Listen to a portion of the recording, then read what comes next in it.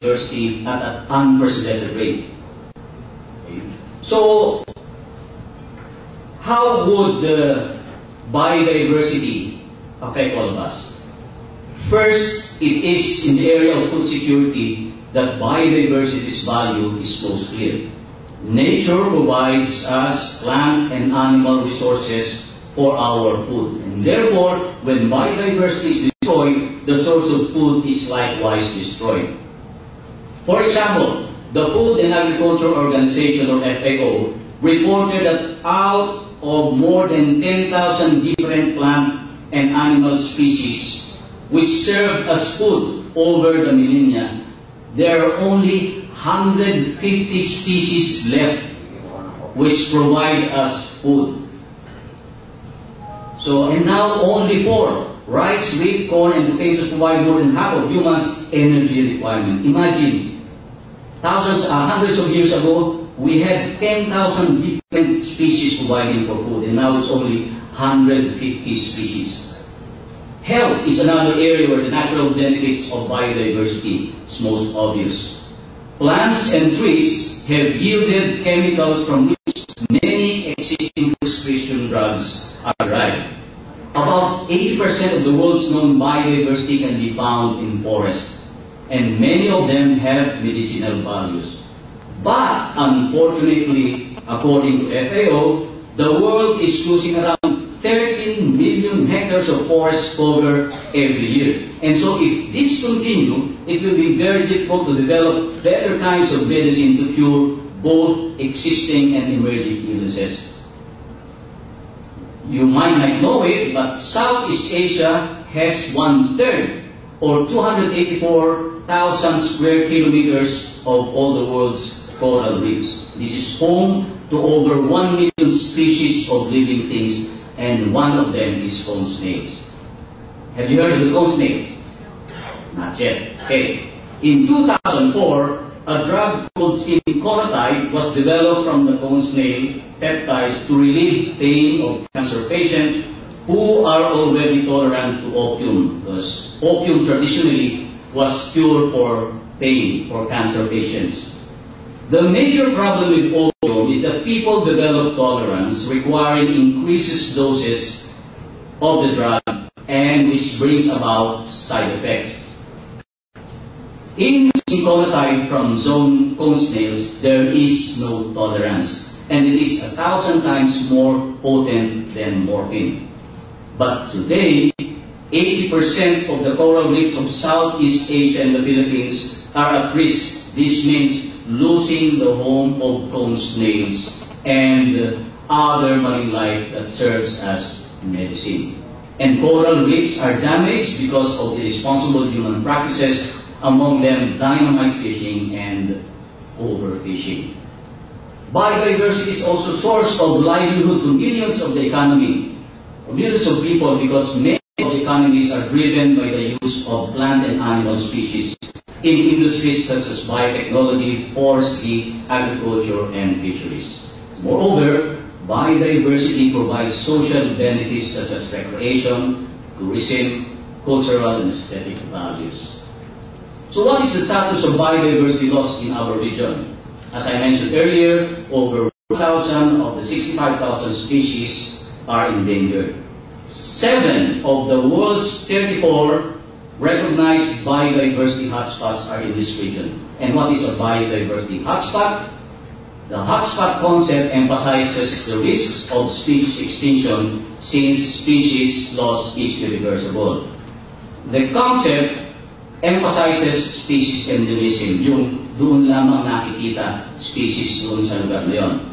Since these species can only be found in specific areas, the loss of such species would be considered irreplaceable. And Conservation International, or CI, has designated hotspots that have at least 1,500 plant species found nowhere else in the world, and they must have lost at least 70% of their original habitat. So, each hotspot faces extreme threats. 4 of the hotspots in the world are in Southeast Asia, in the Burma area, Sundaland area, and Wallacea. Those are scientific titles of these areas. And in the Philippines, while there are certain areas that are hotspot, the Philippines holds the distinction as the only country in ASEAN identified as a biodiversity hotspot, the entire country. And earlier I mentioned that climate change is one of the favorite topics of newspaper reports. Some sectors say that climate change is the most pressing environmental concern. It's more important. Others say that biodiversity loss is more important, but in reality, biodiversity and climate change are inseparable. Climate change causes biodiversity loss. Biodiversity loss contributes to climate change. Conserving biodiversity, therefore, can help mitigate climate change. And climate change is expected to impact on plant and animal species by affecting their populations, distributions, and habitat. The Asian Development Bank cites that climate change will affect coastal and marine resources. Fish population is expected to be degraded, which will resort to poverty for fishermen. So poverty will increase, will diminish food security. This will drive fisher folks to use more and more destructive methods to catch what meager supply is left. Overall, the implications of climate change for Southeast Asia's biodiversity resources are projected to be serious. It is in the region's less developed nations who are most vulnerable to climate change, as its impact is expected to further worsen poverty, particularly the earning capacity of the poor. Climate change will contribute to poverty and accelerate biodiversity loss. Poverty will compel the poor to exploit the environment unsustainably. And degraded environment, in return, will intensify poverty and climate change. So, biodiversity loss is beyond losing species. It does not recognize social, economic, political, cultural, and geographical boundary. So what happens in the Philippines will affect other countries, not only in Southeast Asia, but in the world. And therefore, national efforts on biodiversity conservation are not enough. There is a need for regional and international cooperation. And a little advertisement, one of ASEAN's response to biodiversity loss is the establishment of my office, ASEAN Center for Biodiversity, which is supported by the European Union. We coordinate regional efforts on biodiversity conservation. And for Filipinos, it is a source of pride that ASEAN Center for Biodiversity is the only ASEAN Center of Excellence based in the Philippines.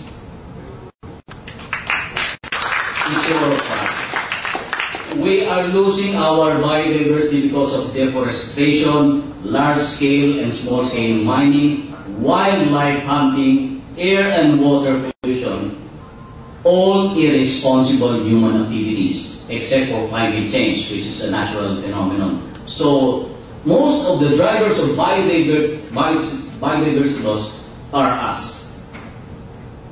Reducing biodiversity loss is not the sole responsibility of governments, scientific community, conservation organizations, the GIZ, individuals, business, community, schools, women, youth, and all sectors, especially the media, must act individually while performing alliances to stage common front against biodiversity loss.